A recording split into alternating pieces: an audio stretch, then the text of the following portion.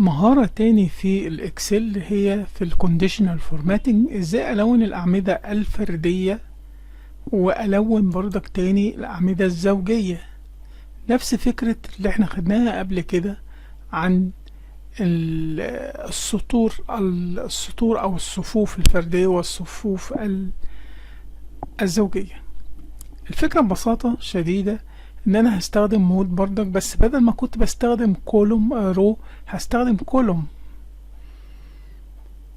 فالكولوم ده الفردي، العمود الفردي ده عمود زوجي، فلما اقول له كولوم مود وكولوم على 2 يعني المود الباقي هيبقى 1 في الفردي، في الزوجي هيبقى 0، فبالتالي الكونديشن هيبقى ترو في حالة الواحد وفولس في حالة الصفر، فيعمل المنظر اللي احنا شايفينه ده.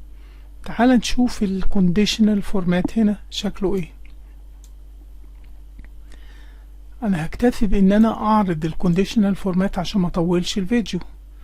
مانج رولز، edit رولز، هلاقي اللي هو مود كولوم و2 بس وخلاص على كده. فهيبدأ نتيجته تطبيقها على الأعمدة. هسحب كده، الأول كنا بنسحب في الروز كده، فواحد صفر واحد صفر يبقى ده true false true false وهكذا. true هيطبق عليه الكونديشن. نيجي بقى للحاجة التانية، هنعكس ده، هنعمل نوت للفورمولا دي، فهتبقى دي النوت الواحد ده يبقى false وده هيبقى true. وده اللي اتعمل لو وقفت كده على الفورمولا في الحالة التانية هنا اهو، هو نوت، ضفت نوت على مود والكولوم، كانت النتيجة بقى ده فولس وده ترو. طبعا لما تكون النتيجة فولس هيبقى مش هينفذ، ترو هينفذ. انا عكست الحالة اللي فوق دي، الحالة الرقمية دي اتعكست لحاجة منطقية، لحالة منطقية ترو فولس صريحة يعني. السؤال بقى، طبعا الكونديشنال فورمات هو اللي اتغير فيه، هو بس الفورمولا بقت نوت، بقت واخدة الشكل اللي انت شايفه فوق ده.